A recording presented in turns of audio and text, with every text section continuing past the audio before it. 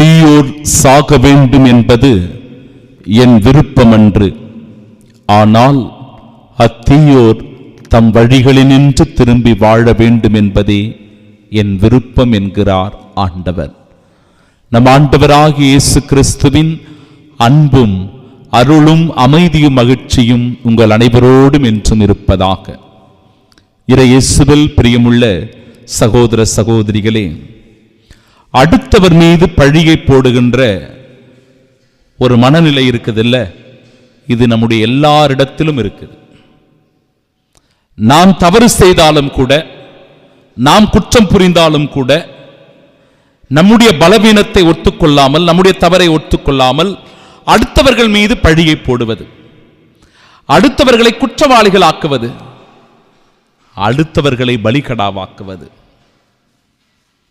பிறர் மீது பழி சுமத்துகின்ற ஒரு எண்ணத்தை வெளிப்படுத்துகிறது இன்றைய முதல் வாசகமும் நற்செய்தி வாசகமும். இரண்டு முதியவர்கள், அவங்களுடைய மனநிலையை பாருங்க. அவங்க தவறு செய்யறாங்க, சூசன்னாவின் மீது காம உணர்வு கொண்டு பார்க்கிறார்கள், இச்சையோடு பார்க்கிறார்கள், தவறு செய்கிறார்கள். தான் குற்றம் புரிந்துவிட்டு தவறு செய்துவிட்டு வெளி உலகத்திற்கு நல்லவர்களைப் போல தங்களை காட்டிக்கொண்டு சூசன்னா என்கிற ஒரு நேர்மையாளரின் மீது, கடவுளுக்கு அஞ்சுதற்குரிய வாழ்க்கை வாழ்கின்ற ஒரு பெண்மணியின் மீது வீண் பழி சுமத்துவதை, குற்றம் சுமத்துவதை இன்றைய முதல் வாசகம் தெளிவுபடுத்துகிறது. இன்றைய நற்செய்தி வாசகத்திலும் இந்த நிலையையே நாம் பார்க்கிறோம். விபச்சாரத்தில் பிடிபட்ட ஒரு பெண்ணை இழுத்துக் கொண்டு வருகிறார்கள். ஆண்டவர் இயேசு கிறிஸ்துவின் முன்பாக அந்த பெண்ணை நிறுத்தி, இவள் விபச்சாரத்தில் கையும் மெய்யுமாய் பிடிபட்டவள், நம்முடைய மோசேயின் சட்டப்படி இவளை கல்லால் எறிந்து கொள்ள வேண்டும் என்று இயேசுவின் முன்பாக கொண்டு வந்து நிறுத்துகிறார்கள். தவறு செய்தவர்கள், குற்றங்கள் புரிந்தவர்கள் தங்களை நேர்மையாளர்களாக காட்டிக்கொண்டு விபச்சாரத்தில் பிடிபட்ட பெண்ணை, அந்த பெண்ணின் மீது குற்றம் சுமத்துவதை, பழி போடுவதை நற்செய்தி வாசகமும் சொல்லுகிறது. நம்மள எத்தனை பேருங்க இந்த மனநிலையோட நாம் இருக்கிறோம்? என்னைக்காவது நாம செய்யற அந்த தவற்றை நேர்மையான மனதோடு நம்மளால ஒத்துக்கொள்ள முடிகிறதா? ஆமா, நான் இந்த தவறு பண்ணிட்டேன், இது என்னுடைய தப்பு தான் சொல்ல முடியுமா நம்மளால? எப்படியாவது அந்த தவறை திரித்து பிறர் மீது பழியை போட்டு தான் எப்படி தப்பித்துக் கொள்ளலாம், அந்த பிரச்சனையிலிருந்து நாம் எப்படி பின்வாங்கி விடலாம் என்பதைத்தான் நாம் யோசிப்போம். ஏதோ பிரச்சனையிலிருந்து தப்பி போவது கூட நாம் ஏற்றுக்கொள்ளலாம், அதுவே தவறு தான். ஒருவர் தவறு செய்கிறார் என்றால் அந்த தவற்றை அவர் பொறுப்பேற்று கொண்டு ஒத்துக்கொள்ள வேண்டும். சரி, அதிலிருந்து கூட ஒரு விலக்கு பரவாயில்லை. ஆனா தான் செய்த ஒரு தவற்றை, குற்றத்தை பிறர் மீது பழியாக போடுவது எந்த விதத்திலங்க நியாயம்? அது நியாயமா? அதை நம்ம செய்யலாமா? அது மிக பெரும் ஒரு குற்றம் என்பதை நாம் உணரணும். முதல் வாசகத்தில் அதை செய்யறாங்க. அந்த இரண்டு முதியவர்கள் வீண் பழியை போடுகிறார்கள். நற்செய்தியில அந்த பெண்ணை இழுத்து கொண்டு வந்தவர்கள் வீண் பழியை சுமத்துகிறார்கள். அடுத்தவர் மீது பழி போடுகின்ற மனநிலை நமக்கு வரக்கூடாது, அது தப்பு. நம்ம குடும்பத்தில் கூட அது நடக்கும். அண்ணன் செய்த தப்ப தம்பி மேலேயோ, தம்பி செய்த தப்ப அண்ணன் மேலேயோ, கணவன் செய்த குற்றத்தை மனைவி மேலேயோ, மனைவி செய்த குற்றத்தை கணவன் மேலேயோ, பெற்றோர்கள் செய்த பழியை, தவறை பிள்ளைகள் மேல, பிள்ளைகள் செய்கிற தவறை பெற்றோரின் மேல, இதெல்லாம் நம்முடைய குடும்பத்திலே நடக்குது. குற்றம் புரிந்தால் அதற்கான ஒத்துக்கொள்ளக்கூடிய தைரியம் நமக்கு வேணும், மனநிலை நமக்கு வேண்டும். ஒன்று. இரண்டாவது, மனசாட்சியே இல்லாத ஒரு நிலை. இன்றைய நற்செய்தி வாசகத்திலையும் அதை பார்க்கலாம், முதல் வாசகத்திலையும் பார்க்கலாம். மனசாட்சியே இல்லாத ஒரு மனநிலை. எப்படி மனசாட்சியே இல்லை? பாருங்களேன், அந்த ரெண்டு முதியவர்கள் அவங்க தான் தப்பு பண்றாங்க, அவங்க தான் இச்சையோடு நோக்குகிறார்கள். தவறாக நடந்து கொள்வதற்காக சூசன்னாவை இச்சைக்கு உட்படுத்துவதை பார்க்கிறோம். ஆனா இந்த இடத்துல அவங்க மனசாட்சியை உறுத்தல, மாறாக அவங்க என்ன தெரியுமா சொல்றாங்க? சூசன்னா தான் யாரோ ஒரு இளைஞரோடு தோட்டத்தில் படுத்திருந்தால் அதை நாங்க பார்த்தோம். மனசாட்சியே அவங்களுக்கு உறுத்தலைங்க. மனசாட்சியை உறுத்தாம பிறர் மீது அந்த இடத்துல தவறு சொல்வதை பார்க்கிறோம். அந்த மனசாட்சி வேலை செய்யல.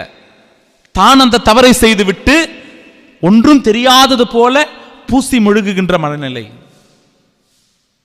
அதைத்தான் நற்செய்தி வாசகத்திலும் பார்க்கலாம். நம்ம விபச்சாரம் செய்த ஒரு பெண்ணை இழுத்து வருகிறார்கள் என்றால் நிச்சயமாக அந்த இடத்தில் ஆண் இருந்திருக்கணும் இல்லையா? ஆண்கள் தானே அந்த பெண்ணோடு தவறான உறவு கொண்டு விபச்சாரத்தில் ஈடுபட்டிருக்கணும். பெண்ணை இழுத்து கொண்டு வந்தவர்கள் ஏன் ஆணை இழுத்து கொண்டு வரல? ஏன் அவங்களுக்கு அதை ஒத்துக்கொள்ளக்கூடிய மனநிலை வரல? அவளை குற்றவாளி என்று தீர்ப்பிடுகின்ற இந்த மனிதர்கள் தானும் இந்த தவற்றில் ஈடுபட்டோம் என்று ஏன் அவர்களால் ஒத்துக்கொள்ள முடியல? ஏன்னா மனசாட்சி அவங்களுக்கு வேலை செய்யல, மனசாட்சி உறுத்தல.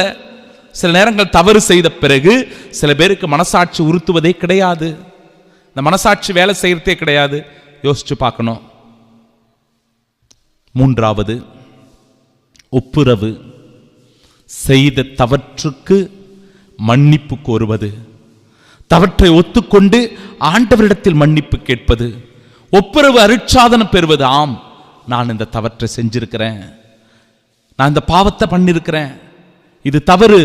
ஆண்டவர் முன்னிலையிலும் என் உடன் வாழ்கிற பிற சகோதர சகோதரிகள் முன்னிலையிலும் நான் செய்த இந்த தவற்றிற்காக ஆண்டவரே நான் மன்னிப்பு கேட்கிறேன், நான் மனம் மாற விரும்புகிறேன், நான் மனம் திரும்ப விரும்புகிறேன், என்னை மன்னியோ.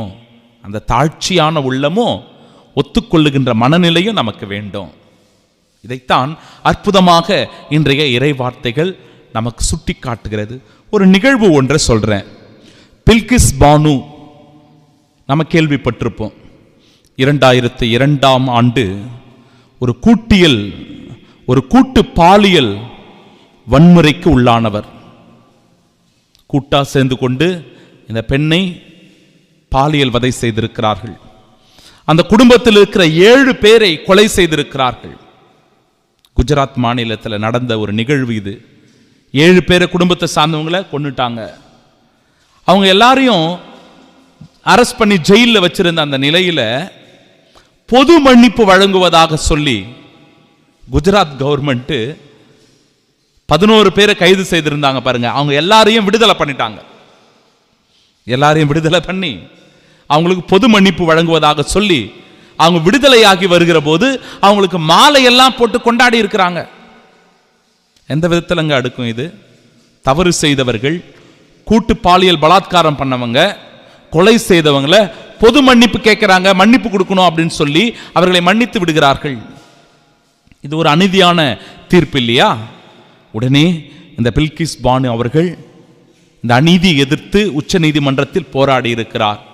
அதனுடைய பலனாக அவர் வெற்றி பெற்றிருக்கிறார். மீண்டும் இந்த குற்றவாளிகளுக்குரிய தண்டனையானது கொடுக்கப்பட்டிருக்கிறது. அப்பொழுது இந்த பில்கிஸ் பானு சொன்ன அந்த வார்த்தைகளை உங்களோடு நான் பகிர்ந்து கொள்ள விரும்புகிறேன். முதல் முறை நான் சிரிக்கிறேன்.